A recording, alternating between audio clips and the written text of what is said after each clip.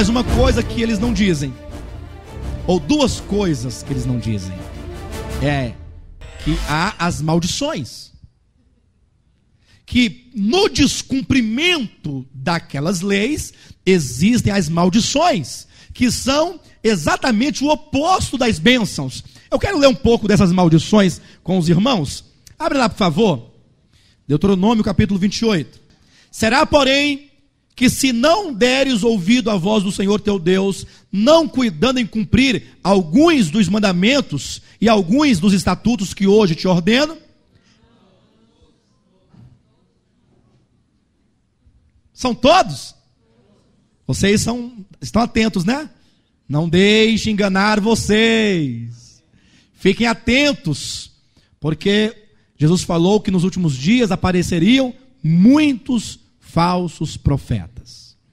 Então vamos ler de maneira correta, então. Será, porém, versículo 15, que se não deres ouvidos à voz do Senhor teu Deus, não cuidando em cumprir todos os seus mandamentos e os seus estatutos que hoje te ordeno, então virão todas estas maldições sobre ti e te alcançarão. Versículo 16: maldito serás tu na cidade, e maldito serás maldito o teu cesto, a tua amassadeira, maldito o fruto do teu ventre, e o fruto da tua terra, e as crias das tuas vacas, das tuas ovelhas, maldito serás ao entrares, e maldito ao saíres. Versículo 19: maldito serás ao entrares e maldito ao saíres. O Senhor mandará sobre ti maldições, a confusão e a ameaça em tudo quanto empreenderes, até que sejas destruído e repentinamente pereças por causa da maldade das tuas obras com que me abandonaste. O Senhor fará que a pestilência te pegue a ti, até que te consuma a terra a que passas a... Quem é que passa a possuir que terra? Aqueles que querem ser o Israel espiritual de Deus, participante da aliança do Sinai, tem que tomar posse da terra prometida. Vá para lá, para a faixa de Gaza, brigar, juntamente com aqueles que estão brigando pela terra. É minha essa terra. É minha, porque eu sou da aliança do Sinai. Vá para o meio das bombas. Vai nada. Eles querem Estados Unidos, Alemanha. O que é que eu posso falar aqui de coisa boa? Bahamas.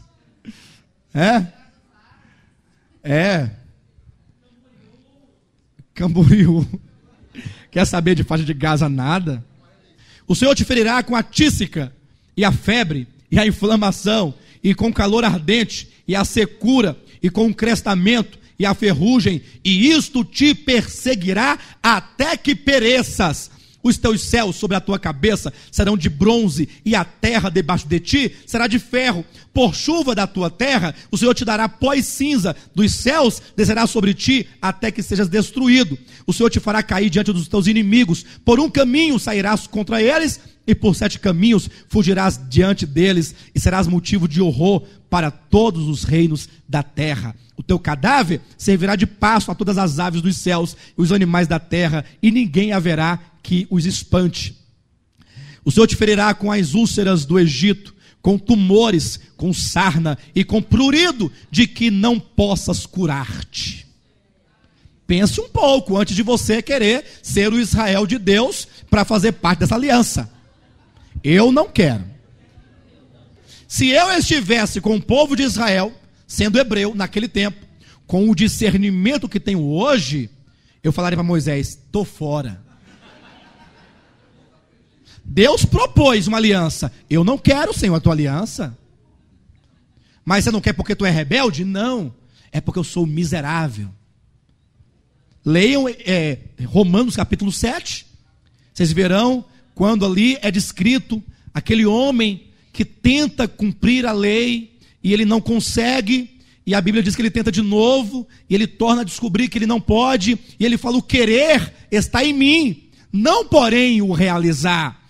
Não é que eu sou assim tão mal, não, o problema é que eu não tenho o poder para cumprir. O querer está em mim, não o poder realizar. Eu não tenho a força necessária. e de tanto tentar e não conseguir, e ele justifica dizendo: bem sabemos que a lei é espiritual, eu, todavia, sou carnal, vendido à escravidão do pecado.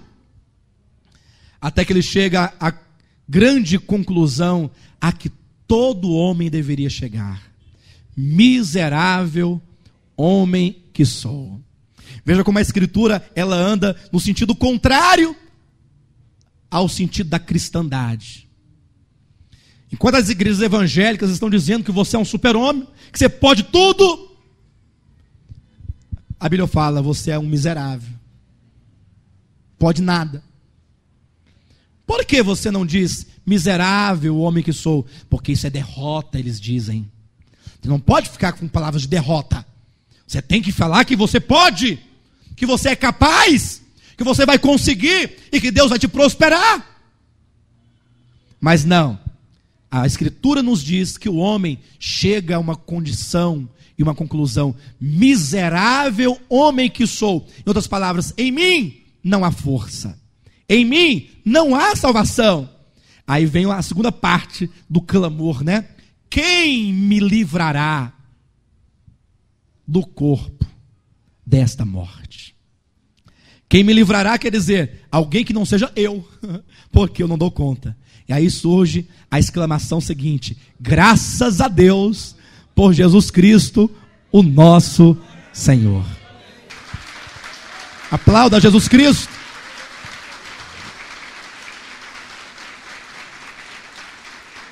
Todas estas maldições virão sobre ti, e te perseguirão, e te alcançarão, até que sejas destruído, porquanto não ouviste a voz do Senhor teu Deus, para guardares os mandamentos e os estatutos que te ordenou. Versículo 47. Porquanto não serviste ao Senhor teu Deus com alegria e bondade de coração, não obstante a abundância de tudo.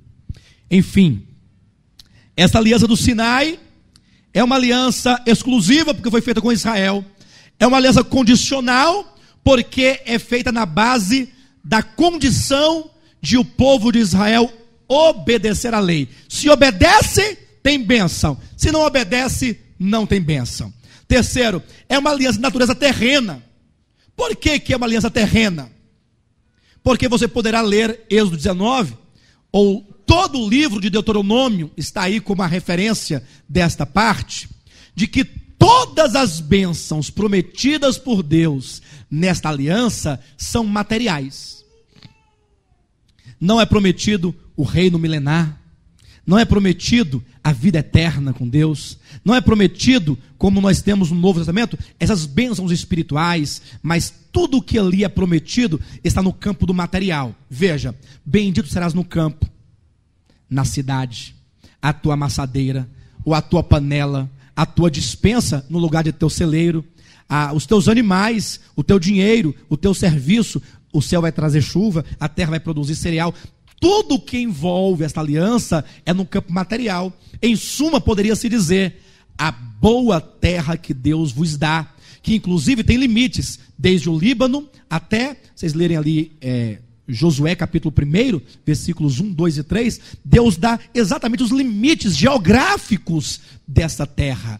É terrena porque se atém às coisas terrenas. E as maldições, em contrapartida, também são todas de caráter terreno. O povo de Israel, depois de sofrerem tantas maldições, eles ainda seriam levados cativos para outras nações. O que aconteceu posteriormente? Israel cumpriu com a aliança de Deus? Quando foi que Israel conseguiu cumprir alguma coisa? Leiam a história de Israel. Podem começar desde Êxodo 20, quando Deus promulga a aliança. Mal Moisés receber as tábuas da lei, já estavam transgredindo ao pé do monte. E depois a história do povo de Israel, passaram 40 anos no deserto peregrinando para morrer um por um, prostrado. Por que eles tinham que morrer no deserto? Porque transgrediam a lei, porque eram todos rebeldes, porque Eles não honravam o nome do Senhor, porque blasfemavam do nome do Senhor, não tinham o Yahvé como sendo o Deus deles, mas tinha como se fosse um parceiro deles, porque eles falavam de Deus como se falava de qualquer pessoa. Entendem isso? E depois, ao entrarem na boa terra de Canaã, o que aconteceu? Foram prósperos, não foram? Abençoados. Foi assim? Depois de Josué, que é a conquista da terra, nós temos o quê? Juízes. O que é o tempo de juízes? 400 anos de opressão. As nações inimigas oprimindo Israel. Aí a Bíblia diz que eles serviram ao rei da Mesopotâmia, serviram ao rei dos filisteus, serviram às nações. Ora, mas não está dito na aliança que eles iriam vencer a todos os inimigos? E por que eles serviram aos inimigos? Foram escravos dos inimigos? Porque quebraram a aliança. Depois, quando veio Davi, né? Agora, parece que agora deu certo. Agora parece que o reino se instaurou. Mas Deus falou assim, olha, eu só não vou punir vocês. Agora, por amor ao meu servo. Porque ainda que ele seja um transgressor, por amor a ele, mas no próximo reino, eu vou punir. Aí veio Salomão. Salomão transgrediu ainda mais o povo. Deus falou assim, este reino será dividido. Com a morte de Salomão, quando seu filho subiu ao trono, começou os juízos. Dividiu o povo de Israel em 2 partes, 10 tribos para um lado, 2 tribos para outro, o reino do norte, o reino do sul, Israel e Judá, e a consequência qual foi? Ambos continuaram transgredindo no tempo dos profetas, os reis ofereciam seus filhos a Moloque, adivinhavam pelas nuvens, eram agoreiros, feiticeiros, construíam templos dentro da terra de Israel para Moloque, para Baal, para Astarote, para tantos deuses os que tinham, de sorte que o final deles foram que as 10 tribos foram escravas para a Síria, e depois Judá foi escravo para a Babilônia, e ficaram escravos há 70 anos, quando voltaram para a sua terra, continuaram escravo de Roma. Cristo veio, mataram a Cristo, e no ano 70 Roma destruiu Jerusalém, e até hoje são escravos das suas próprias paixões e das suas próprias ganâncias.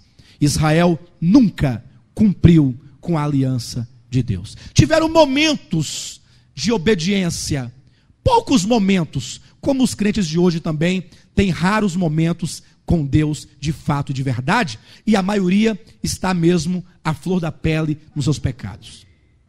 Mas a nova aliança que está sendo nos ensinada nesta conferência serve para isso, para nos libertar de tantas coisas que nós temos ainda, para nos introduzir numa verdadeira experiência com Deus. São as alianças de Deus para o cumprimento do seu propósito. A aliança do Sinai foi uma aliança exclusiva, condicional e terrena, e agora uma aliança de caráter transitório. Sabiam que a aliança do Sinai, quando Deus a fez, quando Deus a instaurou, Deus não tinha, certamente, nenhum objetivo de levá-la adiante até a eternidade. Deus estabeleceu a antiga aliança por medida provisória. Deus sabia que o povo não cumpriria com a aliança. E por que Deus então deu esta aliança? Se ele sabia que o povo não haveria de cumprir, para que Deus estabeleceu uma aliança, sabendo ele que não funcionaria? Eu pergunto para você, você estabeleceria uma aliança de obediência do povo, sabendo que o povo não cumpriria? Você faria isso? Eu sei que o povo não vai dar conta. Então, se não vai funcionar, você vai fazer assim mesmo? Você faria? Deus fez. Por que Deus fez? Porque ele tinha certeza que o seu propósito quanto à aliança funcionaria. Queridos, quando Deus falou para o povo assim, olha, eu quero fazer uma aliança com vocês. Se vocês cumprirem com todos esses mandamentos, eu farei isso de bom com vocês. Mas se vocês não fizerem, sofrerão as maldições da lei. Sabe o que Deus pensava naquele momento? Sabe o que Deus sabia naquele momento? Vocês não darão conta. E por que, Senhor, então, tu faria conosco uma aliança de que nós não daríamos conta de executá-la? É porque o objetivo desta aliança é exatamente este: levá-los a conhecerem a si mesmos, levarem a reconhecer quem são, levarem a saber quem Deus é. A aliança do Sinai é o ministério da morte. É o ministério da condenação. Leia comigo rapidamente. 2 Coríntios capítulo 3. Aqueles que conseguem ver isso e entendem perfeitamente, encontram um grande regozijo em Deus, grande refrigério. Capítulo 3, versículo 6 em diante. O qual nos habilitou para sermos ministros de uma nova aliança. Não da letra, mas do Espírito. Porque a letra mata, mas o Espírito... E se o ministério da morte, gravado com letras em pedras, se revestiu de glória, a ponto de os filhos de Israel não poderem fitar a face de Moisés por causa da glória do seu rosto, ainda que desvanecente, como não será de maior glória o ministério do Espírito? Versículo 9. Porque se o ministério da condenação foi glória, em muito maior proporção, será glorioso o ministério da... Veja como que o Senhor aqui coloca os dois ministérios ao lado, um do outro, e as duas alianças. A primeira aliança era o ministério da morte, era o ministério da condenação. Ou seja, Deus, ao estabelecer a aliança do Sinai, Deus estabeleceu ali, instaurou ali, uma aliança e um ministério. Moisés e os demais profetas, vocês são os ministros desta aliança. E o que eles deveriam ministrar? Deveriam ministrar a lei e as maldições da lei. Porque à medida que o povo transgredisse a lei, o que os profetas faziam? Vinham advertir o povo dizendo: olha, sobrevirão sobre vocês as maldições. Leiam o livro de Isaías, leiam Jeremias, leiam Oséias, leiam Ezequiel, leiam o livro dos profetas e vocês verão como que eles estão ali como ministros, ministrando sobre Israel exatamente aquilo que aquele ministério propunha, porque o povo não dava conta de cumprir a lei, então executava-se, era ministrado em forma profética a condenação e a morte da lei. Para que isso? Para que o povo, aos poucos, pudesse ir se convencendo, se conscientizando de que o homem não pode se comprometer com Deus, de fazer o que Deus quer, porque o homem é caído, porque o homem é carnal, porque o homem é miserável. A antiga aliança, ela era transitória, porque o objetivo dela era levar ao homem a consciência do que está em Romanos 7:24. Miserável homem que sou, para que quando Cristo chegasse, o povo pudesse estar caído, prostrado, derrotado, carentes de um Salvador, e falar: Senhor, salva-nos, porque nós não damos conta. Então, a aliança do Sinai era uma aliança transitória. A prova disso está na própria Escritura. Leia comigo Gálatas capítulo 3, versículo 19. Como que o apóstolo Paulo vai mostrar e provar que a aliança do Sinai era uma aliança transitória. Capítulo 3, versículo 19. Diz assim: qual, pois, a razão de ser da lei? Ou como diz uma tradução bem melhor, qual, pois, a razão ou o propósito da lei? Veja, foi adicionada por causa das transgressões, até que viesse o descendente, a quem se fez a... Quais são as duas palavras-chave neste texto que prova a transitoriedade da lei? Quais são? Adicionada e até. Quando diz adicionada, quer dizer que ela não estava anteriormente, ela foi colocada em um determinado momento do tempo. Até, ela tem um final. Está na sua Bíblia isso aí, amado? Está, minha amada? A lei foi adicionada até. Essas duas palavras dão à lei esse caráter transitório, esse caráter temporal. E a lei também, além de exclusiva, condicional, terrena e transitória, ela é imperfeita e impotente. Por que que ela é impotente? E por que que ela é imperfeita? Em que sentido ela é imperfeita? E que sentido ela é impotente? E esses dois aspectos da impotência e da imperfeição da lei ou da antiga aliança, ela dizem respeito aos nossos pecados. Ela é imperfeita no que tange ao que ela tinha para oferecer para nos salvar dos nossos pecados. Porque a lei, quando trazia a nós a graça de Deus, ou o benefício a favor dos nossos pecados, que eram os sacrifícios de animais, na lei não tinha o aspecto cerimonial, não tinha os sacrifícios de animais próprios da lei. Ela era imperfeita porque esses animais não tinham o poder, com o seu sangue, de purificar o homem de seus pecados. Eu pergunto, sangue de bode e de carneiro pode purificar alguém de pecado? Se pudesse, Jesus não precisaria morrer. Basta você pegar um macaco lá no fundo da sua casa, você matava, estava feito o negócio. Se olha, não tinha um cordeiro, mas tinha um macaco, tinha um cavalo, tinha um cachorro, mas não, pode ser vaca, pode ser cabrito, pode ser camelo, pode ser qual animal. Você pode pegar aquele mais bonitinho, que você achar que é bem bonitinho.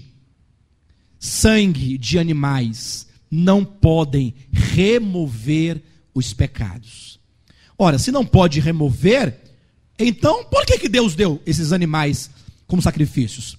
Os deu como sombra e figura para ensinar, como um pedagogo que ensina as crianças sobre a realidade por vir, como foi ventilado aqui na mensagem de ontem à noite. Então, o povo, quando levava aqueles animais, que imolavam aqueles animais, eles deveriam fazer na fé, não no animal, não no sangue. Faziam por obediência àquele sacrifício que Deus determinou, mas com o coração e a fé no Messias que haveria de vir. Hebreus capítulo 9, versículo 22, diz que sem derramamento de sangue não há remissão de pecados. E em Hebreus capítulo 10, versículos de 1 a 4, diz que sangue de animais, de bodes ou de touros não podem purificar o homem de pecados.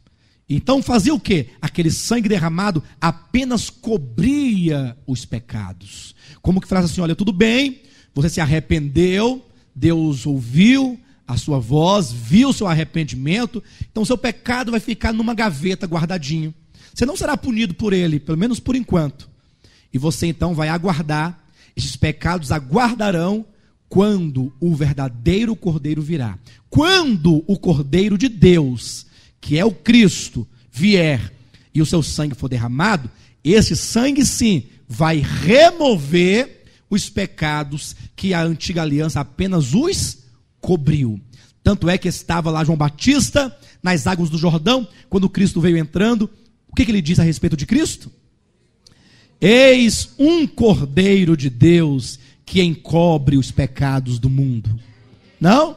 Eis o Cordeiro que tira o pecado do mundo. Somente o sangue de Cristo pode remover os pecados. Se você verificar em Hebreus capítulo 9, versículo 15, vão verificar como que de fato a Bíblia diz que os pecados de todos os que viveram na antiga aliança ainda permaneciam até que veio o Cristo, a realidade das sombras e figuras. Capítulo 9 de Hebreus, versículo 15 nos diz: por isso mesmo, ele é o mediador da nova aliança, a fim de que, intervindo a morte, para remissão das transgressões que haviam sob a primeira aliança, recebam a promessa da eterna herança aqueles que têm sido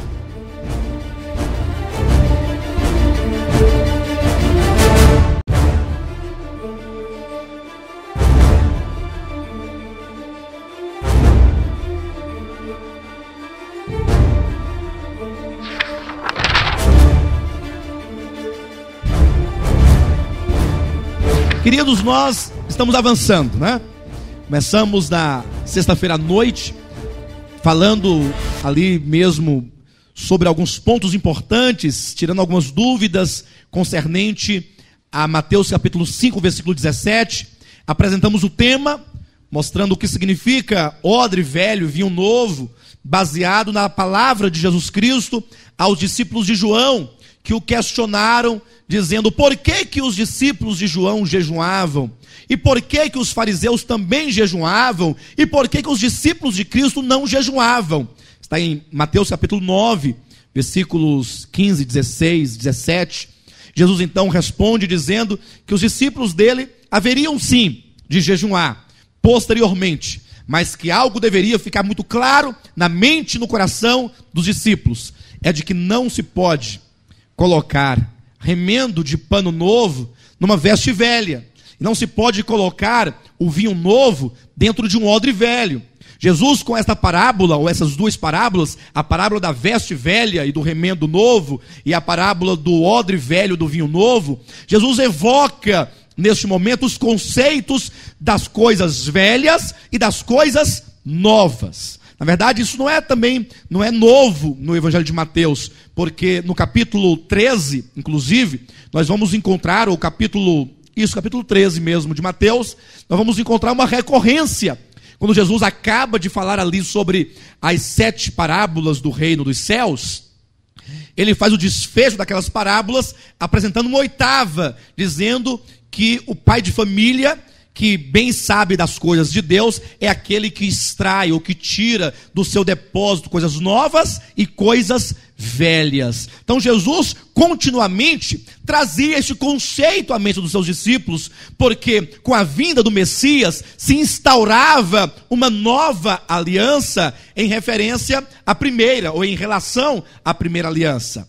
A primeira aliança de que falamos esta manhã, uma aliança feita no Monte Sinai, uma aliança feita com a nação de Israel, uma aliança exclusiva, uma aliança imperfeita, uma aliança impotente. Então, essa aliança feita no Monte Sinai com o povo de Israel era uma aliança que preparava o caminho até o Messias, a fim de que, vindo o Cristo, ele pudesse então instaurar um novo tempo, agora não trazendo uma nova doutrina, não trazendo algo diferente do antigo, mas trazendo a realidade de tudo o que a lei e os profetas anunciaram. Então, uma maneira boa e clara de você olhar para a Bíblia Sagrada é entender que a lei e os profetas do Antigo Testamento anunciavam o Cristo que haveria de vir. Eles o faziam por meio de figuras, por meio de sombras, por meio de profecias. Vindo, porém, Cristo, tudo aquilo que dele estava escrito encontrou nele a sua plenitude, encontrou em Cristo a sua consumação, de sorte que Jesus Cristo é o cumprimento da lei e dos profetas. Não que ele veio cumprir com sinônimo de obedecer, mas que ele disse: eu não vim destruir a lei e os profetas, eu vim para cumprir. Depois então de sua ressurreição, ele disse: importava que de mim se cumprisse tudo o que está escrito na lei, nos profetas e nos salmos. Amém? Então essa noite chegamos até o momento de transição. O tema específico dessa mensagem é a era de transição da antiga para a nova aliança. Queridos, eu sei que muitos aqui não estão tão acostumados com esse ritmo de mensagens, até com esse vocabulário que nós usamos aqui nessas ministrações, neste ministério, mas é preciso que nós saibamos que vivemos numa época em que as pessoas estão encurtando o caminho para criar facilitações. Por exemplo, a linguagem da internet é uma linguagem que deixa de lado, descarta totalmente a gramática, o modo correto de escrever, e vai ali reduzindo as palavras, não é? Para facilitar uma comunicação mais rápida. Isso não é um fenômeno apenas da era cibernética. Isso é um fenômeno do nosso tempo, porque as pessoas não querem saber de caminhos longos, elas querem facilidades, elas querem algo que possa ser funcional, mesmo que isso venha trazer consequências terríveis posteriormente. Então as pessoas, por exemplo, têm encontrado para o seu aprazimento carnal e caído a religião do século 21, que não se preocupa em ler a Escritura com critério. Uma religião evangélica dos últimos dias, que tem simplesmente dado papinha para os crentes e embromado o tempo e levando as pessoas a viverem uma vida de relacionamento com Deus baseada em barganha, naquilo que eu dou para Deus, visando naquilo que Ele pode me retribuir aqui e agora. Eu dou 100 para Ele me dar 1000, eu dou 1000 para Ele me dar 10.000. Então, quando as pessoas começam a ouvir uma mensagem um tanto mais densa, mais voltada para as coisas referentes a Deus e não a mim, ainda que nós sejamos participantes da palavra de Deus, da herança de Deus, do propósito de Deus, mas uma mensagem mais preocupada com o reino dos céus, com o reino eterno, com a vontade eterna, com a glorificação eterna do Filho. Então, muitas vezes, alguns ficam um pouco assim, não fica bem claro quando ouve a mensagem por falta de costume, mas é preciso que você comece desde então a se disciplinar, abrir os ouvidos e querer entender, se esforçar por entender, porque somente a palavra de Deus ministrada como ela é capaz de verdadeiramente libertar o homem, trazer verdadeira libertação, como está dito, e conhecereis a verdade, e a verdade vos libertará. Deus já tem feito muito em nós, nos libertando nesta conferência. Hoje Ele fará ainda muito mais. Certa ocasião, Jesus Cristo, Ele falou para os líderes religiosos da religião judaica, dizendo que eles eram pessoas criteriosas no discernir os tempos dos homens. Eles sabiam olhar para o céu e verificar se iria chover ou se não iria chover, se faria frio ou não. Jesus então os repreendeu severamente, dizendo que, sabendo eles discernir esses tempos físicos e humanos, não sabiam discernir os sinais dos tempos, não sabia discernir o tempo de Deus, não sabia discernir as dispensações de Deus, porque a grande verdade de toda a Escritura é que, tendo Deus um propósito eterno, tendo Deus, desde a eternidade passada, propósito no seu coração, cumprir com a sua vontade, Deus, então, Ele estabeleceu o tempo cronológico, como está lá em Gênesis capítulo 1, houve tarde, manhã, o primeiro dia, não é isso? Só que antes do primeiro dia, ainda há no versículo 1 dizendo, no princípio criou Deus os céus e a terra. Veja, queridos, como que Deus, Ele pontua, como que colocando uma estaca, demarcando os pontos para que você possa se situar dentro desse processo longo da história de Deus com a sua criação. No princípio, Ele criou todas as coisas. E então, quando Ele vem restaurar a terra, a partir do versículo 3 de Gênesis capítulo 1, começa, houve tarde de manhã, o primeiro dia. Quando diz tarde de manhã, o primeiro dia, começa ali a contagem cronológica, começa o tempo, conforme nós o conhecemos hoje. O tempo que é regido e é marcado pelo movimento da terra em torno do sol e da terra em torno dela mesma. Então, começou ali no primeiro dia uma contagem de tempo. Sabemos pelo livro de 1 Coríntios, capítulo 15, versículos 26, 27, que havendo Deus vencido todos os seus inimigos no final da história, havendo Ele destruído todos os seus inimigos, e o último inimigo a ser vencido é a morte, é dito que então virá o fim. Vejam, houve um princípio que demarcou o início de todo o mover de Deus em relação à sua criação. Houve o começo do tempo, tarde, manhã, o primeiro dia, e então houve aí várias eras, várias décadas, anos, décadas, séculos, milênios, e diz a Bíblia que então virá, por fim, o fim. Então, olhar para o tempo e discerni-lo, saber o que Deus está fazendo em cada época, em cada momento, é muito importante. Os servos de Deus precisam discernir os tempos. Quando o apóstolo Paulo escreveu aos Tessalonicenses, a sua primeira carta, no capítulo 5, versículos de 1 a 3, ele fala como um criterioso, como quem subtende que os santos, eles são aqueles que conhecem os tempos. Eu pergunto, você, meu querido, conhece os tempos? Qual é a grande confusão instaurada no meio do povo de Deus nos dias de hoje? É a falta de discernir os tempos. Porque não sabe o que Deus começou a fazer, o modo como ele começou, por que ele começou. Não sabe em que tempo estamos hoje, não sabe o tempo que se segue. É que as pessoas então simplesmente fazem da Bíblia um balaio de gato, né? Tudo e qualquer coisa é a mesma coisa. Fazem uma salada e não então podem discernir quando Deus está falando, para quem está falando e com qual critério ele está falando. Então o discernimento dos tempos é muito importante no estudo das alianças. Isso porque nós podemos olhar para o tempo de uma maneira muito simples. A Bíblia, apesar de nos falar de vários períodos muito importantes ao longo das eras, dos tempos, mas há uma maneira simples de você olhar para o tempo e concebê-lo de uma maneira clara. Você pode olhar para o tempo e vê-lo dividido em 3 períodos importantes. Desde o primeiro homem criado até Cristo, é chamado o tempo da menoridade. Vocês podem verificar comigo? Por favor, abra sua Bíblia em Gálatas, capítulo 4.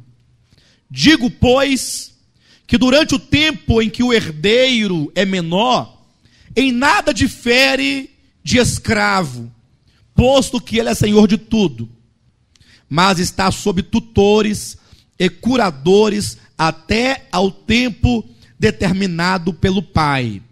Por favor, atente para isto. O versículo 1 e 2, o apóstolo traz uma parábola. Ele diz que enquanto o filho é menor de idade, ele, embora herdeiro da herança do pai, mas ele nada se difere no escravo. Porque, embora herdeiro, ele não tem acesso, não tem o poder de tomar posse da herança e de fazer uso dessa herança. Aí o versículo 3 diz: assim também nós. Ou seja, do modo como uma criança, para tomar posse da herança do pai, ele precisa atingir a maturidade. Talvez na nossa linguagem, no nosso tempo de hoje, poderíamos falar em 18 anos, quem sabe? Precisa atingir essa maturidade, e enquanto isso não acontece, sendo ele herdeiro, ele está sob tutores, sob pedagogos, aqueles que cuidam dessa criança e administram seus bens até o tempo de sua maturidade. Diz a Bíblia: assim também nós, quando éramos menores, estávamos servilmente sujeitos aos rudimentos do mundo. Volta a aparecer a palavra rudimentos aqui. Rudimentos, as coisas elementares. Ou seja, é o falar de Deus aos homens, é o ensinamento de Deus aos homens de uma maneira elementar, rústica, de uma maneira simbólica, de uma maneira que os homens pudessem entender ali palidamente o que Deus queria falar. Era uma época em que a realidade ainda não havia chegado. Versículo 4: vindo, porém, a plenitude do tempo. Talvez em alguma Bíblia, dos irmãos que estejam aqui nesta noite, talvez esteja a plenitude dos tempos no plural. Talvez alguma Bíblia esteja assim. Mas se você verificar na Bíblia versão atualizada, você vai encontrar na dispensação ou a plenitude do tempo no singular. Aí você pergunta assim: pastor, mas e agora? É tempos no plural ou é tempo no singular? É tempo no singular. Você vai verificar isso à medida que nós situarmos aqui este momento. Vindo, porém, a plenitude do tempo, Deus enviou o seu Filho. Então, quando Deus enviou o seu Filho, ali havia chegado a plenitude do tempo. O Filho de Deus veio, Deus se fez carne e habitou entre nós quando chegou a plenitude do tempo há 2000 anos. O critério de se discernir tempo no singular para tempos no plural é porque na segunda vinda de Cristo, ele veio a primeira em carne, não foi? Se fez homem, habitou entre nós para sofrer a morte no nosso lugar. Só que ele prometeu voltar aqui para governar sobre essa terra, para levar a sua igreja consigo, glorificá-la, para reinar com ele sobre essa terra. a segunda vinda de Cristo, que ainda está por vir, é que a Bíblia chama a dispensação da plenitude dos tempos. Por isso que deve se discernir entre tempo no singular e tempos no plural. De todo modo, grave bem que desde o primeiro homem até vir Cristo, até vir a plenitude do tempo, o apóstolo Paulo, aqui em Gálatas capítulo 4, chama esse período todo de o tempo da menoridade. O tempo em que o homem não havia alcançado ainda a maturidade. Quando veio Cristo, então, chegando à plenitude do tempo, então o homem alcança a maturidade e Jesus então estabelece, inaugura, instaura o tempo da maturidade. É o tempo da realidade, o tempo em que as sombras e as figuras e tudo aquilo que era elementar e rudimentar sai para dar lugar àquilo que é substancial. Agora nós não mais servimos a Deus baseado no templo físico, no sacrifício físico de animais, com sacerdotes físicos que fazem a intercessão entre nós e Deus, que está mediando entre o homem e Deus. Não, a era da maturidade é a era em que tudo encontra sua realidade na pessoa do Filho. E agora nós estamos no tempo da maturidade. Um tempo em que Deus, ele traz toda a realidade da sua palavra para dentro de nós, mediante o seu Espírito. Somos então filhos maduros.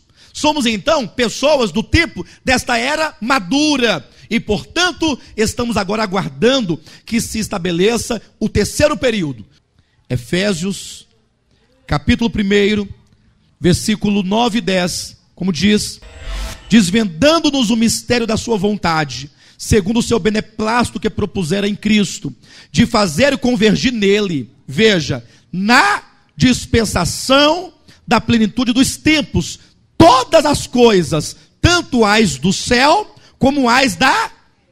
Veja como é dito, que o Pai tem uma vontade de fazer convergir na pessoa do seu Filho, todas as coisas, tanto as do céu, como as da terra. Essa convergência no Filho acontecerá, como diz, na dispensação da plenitude dos tempos, por ocasião da sua segunda vinda, quando se cumprirá o que está escrito em Filipenses, capítulo 2, versículo 10 e 11, que todo joelho se dobrará e toda língua confessará que Jesus Cristo é o Senhor. Este momento que ele vai estabelecer, que é a dispensação do reino milenar, é considerado, chamado e assim definido pelo apóstolo Paulo em 1 Coríntios, capítulo 13. Eles poderão abrir. A era da perfeição. Leia na sua Bíblia, capítulo 13, versículo 8 em diante. O apóstolo diz assim: o amor jamais acaba, mas havendo profecias, desaparecerão, havendo línguas, cessarão, havendo ciência, passará. Porque em parte conhecemos, e em parte profetizamos. Quando, porém, vier o que é perfeito, então o que é em parte será aniquilado. Embora hoje, os dias de hoje, seja o tempo da realidade, mas você tem que convir comigo que nós conhecemos ainda tudo em parte, não é verdade? Você não tem a compreensão da verdade, mas não é certo que a nossa relação com Deus, com o mundo espiritual, tanto quanto a verdade do Novo Testamento, nós ainda só conseguimos visualizar em parte. Não podemos tomar posse da plenitude daquilo que Deus é, porque o próprio Espírito Santo que nos foi dado como primícias daquilo que haveremos de receber dele por ocasião deste tempo da perfeição. Veja o versículo 11: quando eu era menino, falava como menino, sentia como menino, pensava como menino. Quando cheguei a ser homem, desisti das coisas próprias de menino, porque agora vemos como em espelho. Como é que você vê hoje em dia? Como é que você vê? Como é que você vê tudo? Você vê como em espelho. E olha quando o apóstolo Paulo usa aqui o espelho como símbolo da visão do homem nos dias de hoje, o que ele tinha em mente era o espelho polido no bronze. Não tinha a nitidez dos traços como se existe nos espelhos modernos. Então, quando o apóstolo Paulo fala de ver como por espelho, ele fala de uma visão tanto embaçada quando comparada àquilo que nós veremos por ocasião da vinda de Cristo. Quando o Senhor voltar, ele vai estabelecer a era da perfeição. Então tudo que é em parte vai passar, e nós então veremos as coisas como de fato elas são. Versículo 12, porque agora vemos como em espelho, obscuramente, então veremos a face, ou melhor, então veremos face a face. Agora conheço em parte, então conhecerei como também sou conhecido. Então, é preciso que nós comecemos a contemplar a obra de Deus. Não queira simplesmente fazer uma obra para Deus, porque os cristãos têm esse negócio, temos que fazer algo para Deus. Mas pare um pouco e reflita, Deus tem uma obra, a obra que é dele, que ele está fazendo, que ele está cumprindo. Em João capítulo 5, versículo 17, Jesus disse, o meu Pai trabalha até agora, e eu trabalho também. Então Deus, ele está trabalhando. Jesus diz em Mateus capítulo 18, capítulo 16, versículo 18, eu, disse Jesus, edificarei a minha igreja. Jesus está edificando, ele tem uma obra. Então, antes de querermos fazer algo para ele, é preciso que você olhe para a palavra do Senhor, para contemplar o que ele está fazendo e o que ele quer fazer em nós. Porque o homem só está habilitado para trabalhar e para fazer a obra de Deus quando primeiramente ele for trabalhado por Deus. Então nós temos que parar um pouco do ativismo religioso, das muitas campanhas religiosas, dos muitos movimentos, dos muitos congressos, dos muitos shows, das muitas luzes, dessa fadiga religiosa, e pararmos e falar, Senhor, eu quero conhecer o tempo, eu quero discernir os tempos. Eu já pude entender nesta conferência que o Senhor estabeleceu uma aliança, a antiga aliança do Monte Sinai, que é uma aliança obsoleta, ultrapassada, que findou-se quando o Senhor Jesus veio. Agora eu quero conhecer a nova aliança. Eu quero conhecer Cristo. Sabemos que em todo o tempo, antes ou depois de Cristo, sempre houve uma expectativa escatológica, uma expectativa das coisas futuras e por vir. Então, os que viveram antes de Cristo tinham os olhos voltados para a sua primeira vinda. Baseado nas profecias dos profetas do Antigo Testamento, todo o olhar do povo de Deus antes de Cristo estava voltado para a plenitude do tempo em que Deus enviaria o Messias. O Messias veio. Cristo então estabeleceu um novo momento, a era da igreja, a era dos gentios, a era da graça, na qual vivemos. E agora o olhar do povo de Deus do tempo presente, pelo menos em tese, deveria estar voltado para a segunda vinda de Cristo, em que ele voltará para estabelecer o reino milenar, para estabelecer a era da perfeição. Cristo, portanto, ele é esse ponto em que culmina as eras. Enquanto os antigos buscavam a primeira vinda de Cristo como fim ou como a dispensação da plenitude do tempo, agora nós estamos com os olhos voltados para Cristo. Toda a história do tempo e dos homens tem Cristo como sendo o seu fim, o seu objetivo final e máximo. O objetivo de Deus final e máximo é o seu Filho. Então eu convido os irmãos a olharem comigo agora para este momento em que Deus enviou o seu Filho. Nós lemos aqui em Gálatas capítulo 4, que vindo porém, você pode dar mais uma olhadinha nesse texto, vindo porém a dispensação, ou vindo porém a plenitude do tempo, leia comigo Gálatas 4, versículo 4. Vindo, porém, a plenitude do tempo, Deus enviou seu filho, nascido de mulher, nascido sob a... Para que será que Deus enviou seu filho? Eu pergunto aos irmãos. Aqui está dito que Deus enviou seu filho, nascido de mulher, nascido sob a lei. Para quê? Olhe para a sua Bíblia. Não procure respostas no ar. Não olhe para se você vê um anjo voando com a faixa, tendo a resposta. Olhe para a Bíblia. Porque muitas vezes estamos acostumados a tirar os olhos da Escritura. Porque as mensagens, muitas vezes, que se ouve, é a mensagem de 3 pontos. O pregador lê o texto, o pregador sai do texto, e terceiro, nunca mais ele volta para o texto. Então repreenda da sua vida esse vício, e vamos começar a olhar para a Escritura. Para que Deus enviou o seu Filho? Versículo 5. Está aí na sua Bíblia, claramente escrito, para resgatar. E alguém, porventura, precisava de resgate? Sim, resgatar os que estavam sob a lei. Lembram desta manhã, quando nós lemos lá em Deuteronômio 28, em que falava das maldições previstas da lei sobre aqueles que a desobedecessem? Já ouviram alguma vez alguém falar que Deus prometeu te fazer cabeça e não cauda, caso você cumprisse com os seus mandamentos? Ainda hoje eu ouvi isso.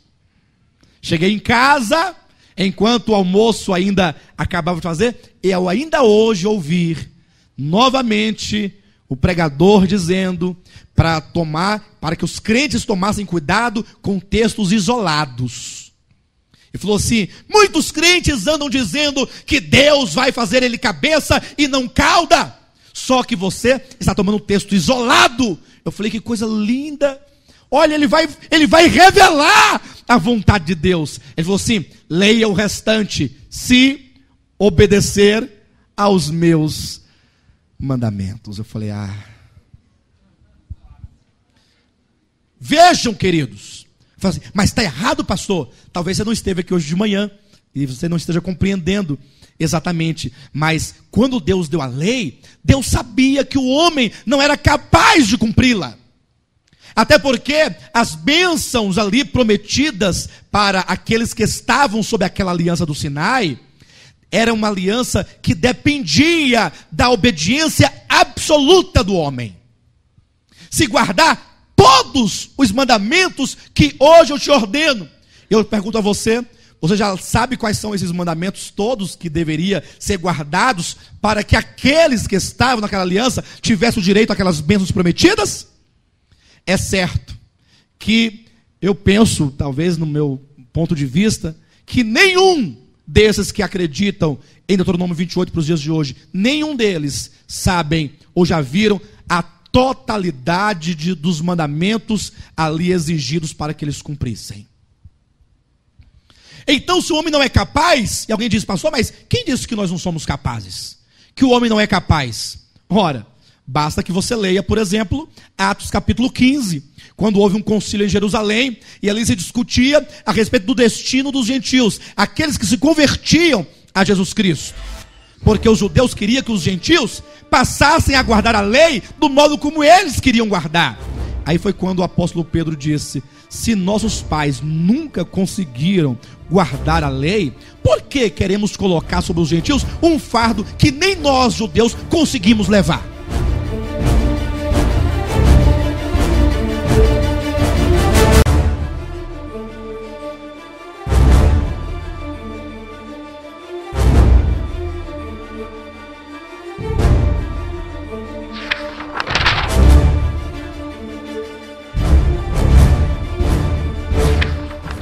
Basta que você leia Romanos capítulo 7, onde você ali vai encontrar, quando o apóstolo Paulo começa a falar do homem sob a lei, que tentava guardar os mandamentos, mas na sua tentativa se frustrava quando percebia que nele, não era fora dele, é na sua carne, na sua natureza, habitava a lei do pecado e da morte, que o tornava escravo do pecado. Quando a Bíblia fala do pecado e do homem, não fala como se fosse o pecado uma atitude, uma ação, mas fala do pecado como uma lei que age dentro do homem, no coração do homem, na mente do homem, na alma do homem, de sorte que esse pecado, como natureza pecaminosa e rebelde contra Deus, torna-se um senhor, e o homem torna-se um escravo. E aí diz o homem: bem sabemos, esse homem sob a lei, lá em Romanos capítulo 7, versículo 14, que a lei é espiritual, eu todavia sou carnal. Observe, vendido à escravidão do pecado. Então, depois de tantas tentativas, ele diz: miserável homem que sou. Ou seja, este homem sob a lei não consegue por si só se libertar das maldições previstas na lei da antiga aliança. O homem não é capaz de agradar a Deus, de obedecer a Deus, de cumprir os mandamentos que Deus lhes determina, os menores possíveis. Ainda mais quando Jesus fala: foi dito aos antigos, não adulterarás, eu porém vos digo, aquele que apenas olhar para uma mulher alheia com intenção impura no seu coração, já adulterou com ela. O homem, ele é tendencioso, o mais santo, você pode chamar o mais santo. Quem é o homem mais santo da terra? É este, o mais piedoso, este ainda está cheio de pecados. Então Deus, sabendo que o homem não era capaz de se libertar por si só, está aqui. Deus enviou o seu filho, nascido de mulher, para resgatar os que estavam sob. Jesus veio: olha, eu vim tirar vocês desta aliança antiga. Eu vim tirar vocês de Deuteronômio 28. Eu vim resgatar os que estão sob a maldição, a condenação, as imprecações da lei do Monte Sinai. E aqui começa um discernimento da obra do Novo Testamento, porque se a primeira aliança estava na base da condição do homem obedecer à lei de Deus, você pode ler em Êxodo 19, quando Deus fala assim ao povo de Israel: se, olha como é claro o texto, se atentamente ouvir a Deus e os mandamentos seus, obedecer. Lembraram, né? Esta é uma música típica de Moisés. Acho que Moisés devia cantar com as tábuas na mão, né? O Senhor teu Deus está aqui. Na. Esta não é uma canção da nova aliança. Por que não é? Porque se a primeira aliança fora firmada na base da obediência humana, se você obedecer, se você cumprir com todos os mandamentos, então farei de vocês uma nação santa, peculiar, serão cabeça e não cauda, uma nação exclusiva dentre todas as nações da terra, porque o homem não dá conta, então o final é certo, a morte eterna. Então Deus veio e falou assim: não, eu vou tirar vocês dessa aliança. O Filho de Deus foi enviado para resgatar, para constituir agora uma nova aliança, baseada em quê? Se a primeira aliança está na base das obras humanas, da obediência humana, e disso o homem está claro, ou a Bíblia está clara, de que não é possível acontecer, Deus não poderia incorrer no erro de estabelecer uma nova aliança na mesma base de obras humanas. Porque se já está claro que o homem não deu conta, e de que o homem não dá conta, insistir na obediência meramente humana é tornar o homem fadado ao fracasso e à condenação eterna. Por isso que Jesus veio resgatar. E ele, Jesus, torna-se então, ele, no seu viver humano, na obra de redenção, na sua ressurreição, ele é a base da nova aliança. Se na primeira aliança Deus se relacionava com o povo na base da lei, do que eles poderiam fazer, na nova aliança, Deus nos trata, não segundo o que merecemos, não segundo o que somos. Deus nos trata por aquilo que o seu Filho Jesus é, por aquilo que o seu Filho Jesus fez. Por esta razão é que o Verbo, que é o Filho de Deus, que é Deus, ele se fez homem. E aqui começa todo o entendimento da nova aliança. Por que Deus não salvou o homem, não o libertou por qualquer outro meio? Por que tem que levar o seu filho à cruz para morrer? E muitas pessoas, quando assistiram aquele filme de Mel Gibson, né, A Paixão de Cristo, choraram. E está certo, às vezes a pessoa tocada, né? Mas choraram por quê? Com pena de Jesus, coitadinho. Levou tantos açoites, tão ensanguentado, não disse uma palavra, enquanto estão faltando o entendimento de que o Verbo, que é Deus, se fez homem, assim como você é. Está em Hebreus capítulo 2, participante de carne e de sangue, a nossa semelhança. Está na profecia de Isaías capítulo 9, versículo 6. Um menino nos nasceu, um filho se nos deu, e o seu nome será Maravilhoso Conselheiro, Deus Forte, Pai da Eternidade, Príncipe da Paz. Veja, este menino, ou aquele menino que nasceu naquela manjedoura, lá em Belém, é o Deus Forte. O Deus Forte se fez menino, como você um dia foi menino. O Pai da Eternidade entrou no tempo. Veja que coisa mais linda é essa mensagem do Evangelho. Para se tornar, então, um menino envolto em faixas, como está em Lucas capítulo 2. Deus falou, o anjo falou, olha, quando vocês chegarem no local indicado pela estrela, vocês verão um menino envolto em faixas. E João, o evangelista, diz que aquele menino envolto em faixas é o Verbo, é Deus, que se fez carne. E por que ele se fez carne? Para ser semelhante a ti e a mim. E uma vez homem, ele agora pode nos substituir. Ele nasceu para ser homem como nós, para poder viver a vida humana. Ele tem que andar nessa terra, ele tem que se relacionar com os homens, e ele iria experimentar então tudo que o homem experimenta aqui na terra. E então ele iria, como homem, vencer a Satanás, vencer o mundo, vencer o pecado, vencer as tentações, para vir a ser o homem aprovado por Deus. Maravilha!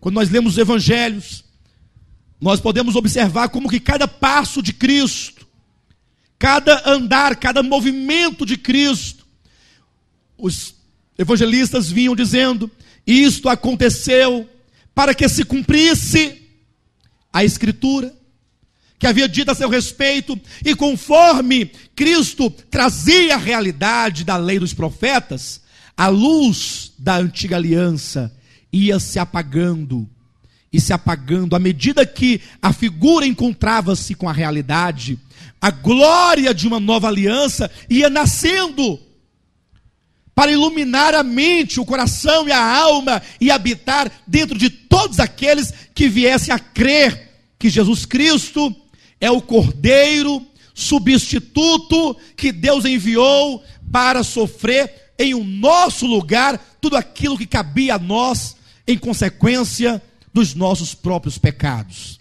Isaías capítulo 53 é claro quando nos diz que o Messias vindouro seria aquele que viria como um cordeiro para tomar sobre si todas as nossas dores, todas as nossas enfermidades. O castigo que estava sobre ele, hoje nos traz a paz. Veja como que Isaías, ele vai mostrando que aquilo que cabia a nós, foi colocado sobre ele. E aquilo que pertencia a ele, foi dado a nós gratuitamente.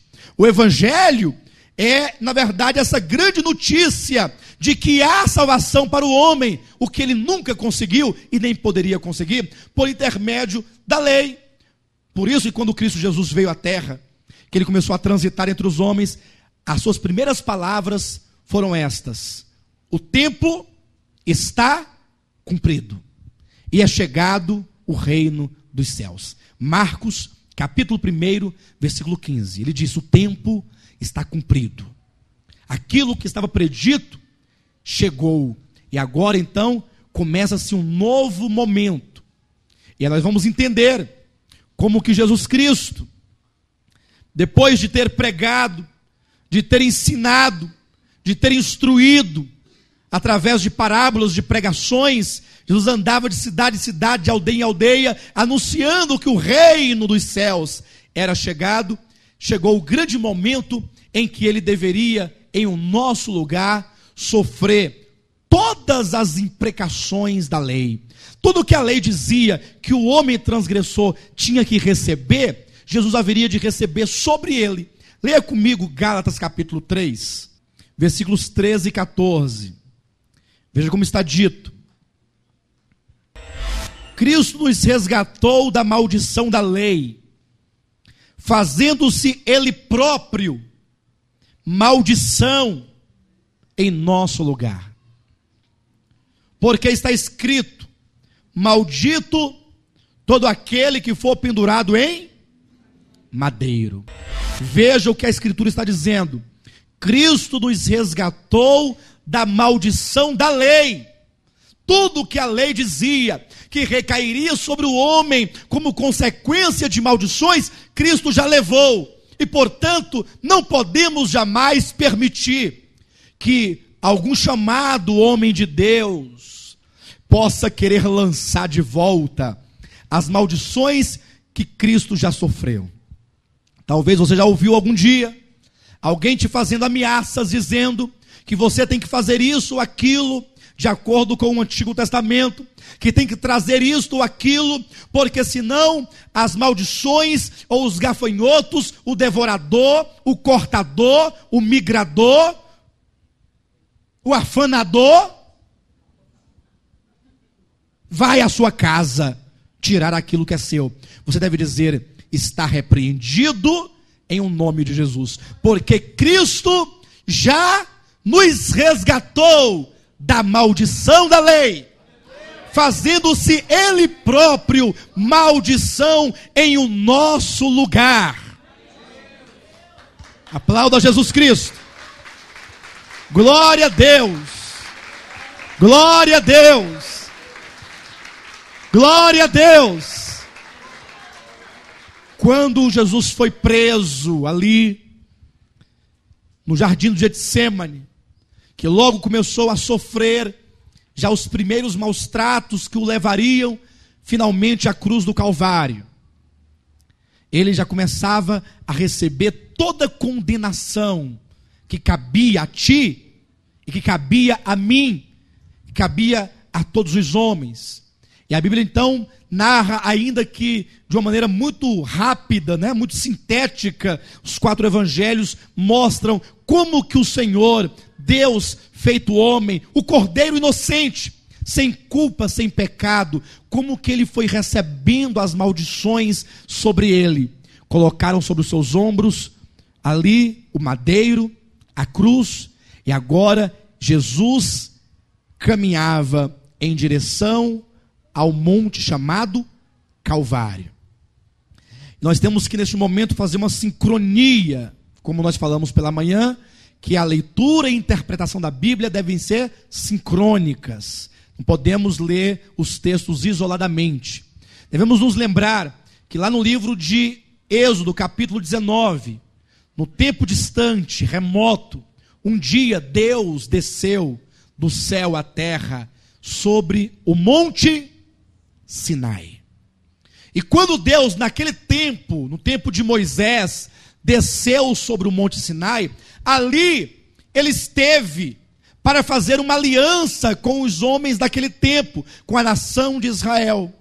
E a Bíblia agora, no Novo Testamento, nos mostra como que Deus, o verbo que é Deus, como está em Mateus capítulo 1, versículo 23, e ele será chamado pelo nome de Emanuel, que quer dizer o quê?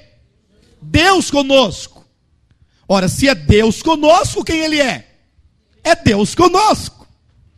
Não é Deus lá, é Deus aqui.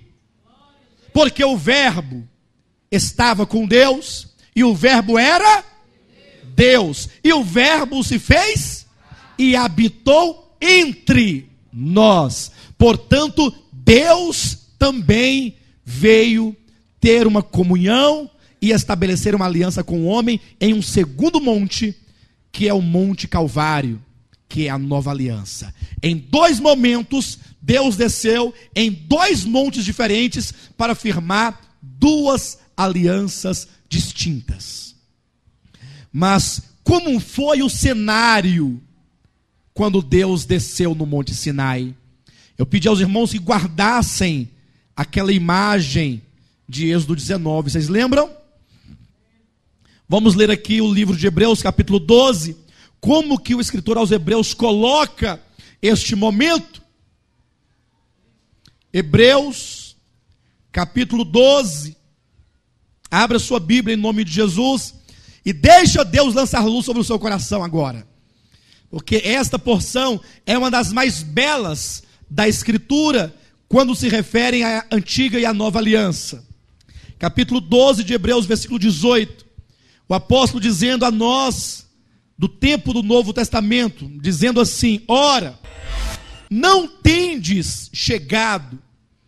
Ele está negando aqui, né? Como quem diz, vocês não chegaram ao monte, ou melhor, ora, não tendes chegado ao fogo palpável e ardente, e à escuridão, e às trevas, e à tempestade, e ao clangor da trombeta, e ao som de palavras tais, que quantos o ouviram, suplicaram que não lhes falassem mais. Que cenário é este? Que lugar é este que nós não chegamos? É o Monte Sinai, Êxodo 19, quando Deus desceu sobre o monte. Está aqui, havia ali um fogo palpável, ardente, uma escuridão densa, trevas, tempestades, e um clangor de trombeta que ia aumentando cada vez mais, e o povo de Israel, em torno do Monte Sinai, ficou ali atemorizado, com medo, dizendo: Deus, não nos fale mais. Por quê? Porque eram palavras e aliança de juízo. Se vocês cumprirem, terão bênçãos, mas se vocês, pecadores, transgredirem a minha lei, as maldições recairão sobre vós. E o povo em torno do Monte Sinai estava ali suplicando para que Deus parasse de falar. Não fale palavras tais. Olha o versículo seguinte: pois já não suportavam o que lhes era ordenado. 2 pontos. Até um animal. Até, está na sua Bíblia, querido, isso aí? Hebreus capítulo 12. É preciso, queridos, que vocês olhem para a Escritura. Você tem que verificar, porque talvez seu coração esteja cheio de preconceitos quanto ao ministério de Volta à Palavra. Talvez você já ouviu muitas coisas ruins a respeito deste ministério, mas você precisa experimentar esse ministério. Aí você vai saber que surge um povo diferente, com intuitos diferentes, para ministrar uma palavra diferente. Olhe para a Escritura, como está dito no versículo 20: pois já não suportavam o que lhes era ordenado, até um animal, se tocar o monte, será apedrejado. Moisés, diga para os anciãos, os sacerdotes, ficarem com as pedras em punho, e se alguém tocar o monte, taca pedra, pode matar. Alguns irmãos me procuraram, 2 irmãos me procuraram, perguntando por que na noite da sexta-feira, eu falando o exemplo daquele homem que foi pego em dia de sábado catando lenha, por que Deus mandou apedrejá-lo? Como que diz assim: ah, mas que maldade, que Deus é esse? Deus tem prazer na morte do ímpio? Não. O problema não é se Deus tem ou não prazer. O problema está na justiça. Nós não podemos simplesmente nos esquivar da justiça. Se Deus tem suas leis, se o homem transgride as suas leis, e se não há nenhum juízo em consequência da transgressão, Deus estaria a favor da injustiça. Então aquele homem que foi pego transgredindo o sábado e que foi apedrejado, ele simplesmente torna-se um símbolo de todos os transgressores. Simplesmente, o salário do pecado é a morte. Se havia uma lei que proibia de se fazer aquele serviço em dia de sábado, e o homem simplesmente atropelou a ordem de Deus, ele é um transgressor. E como transgressor, ele tem um salário a receber. E não diferentemente deste homem, mas todo ser humano sequer, até aquele que fala, não, eu prefiro a lei, eu quero continuar sob a lei, eu quero guardar a lei. Não há nenhuma oposição a isso, faça isso. Mas não se esqueça da palavra de Tiago, quando ele afirma que se alguém guarda toda a lei, toda ela, e tropeça em um só ponto, tem alguém aqui que consegue guardar toda a lei sem tropeçar em nenhum? Tem? Levanta a mão se tiver, por favor. Pastor, eu não transgrido nada. Acabou de transgredir. Mentiroso. Não tem? Tiago diz, aquele que guarda toda a lei e tropeça em um só ponto, tornou-se culpado de todos. Então, se não há ninguém capaz, então, por favor, saia da antiga aliança e corra para o segundo monte, o Monte Calvário, o Monte Gólgota, que traduzido quer dizer Monte Caveira. Vemos aqui que nós não nos achegamos ao Monte Sinai. Quando diz, ora, não tendes chegado ao Monte Sinai, ele está dizendo o seguinte, que Deus não fez a aliança do Sinai conosco, porque nem lá nós estávamos e lá nós não nos achegamos. Quando Jesus tomou a cruz, você tem que olhar essa figura de Cristo levando o madeiro sobre os ombros de duas maneiras. De um lado, aquele que sofre as maldições é homem completo, totalmente completo. É um homem participante de carne e de sangue, a nossa semelhança. Um homem tentado em todas as coisas, a nossa semelhança, porém sem pecado. Não pode olhar para o Cristo, para o seu sofrimento, como Deus. Porque Deus não poderia se deixar abater por um chicote nas suas costas. Por isso que ele se fez carne, para sofrer como homem perfeito, gerado pelo Espírito Santo no ventre da Virgem Maria. Então, devemos olhar para o Cristo crucificado ali, levando o madeiro em direção ao monte, por um lado como homem, que estava no nosso lugar, para sofrer, para receber sobre si todas as maldições da lei, no nosso lugar, para nos livrar, para nos libertar. Mas por outro lado, você deve olhar Deus, que estava em Cristo, reconciliando consigo o mundo.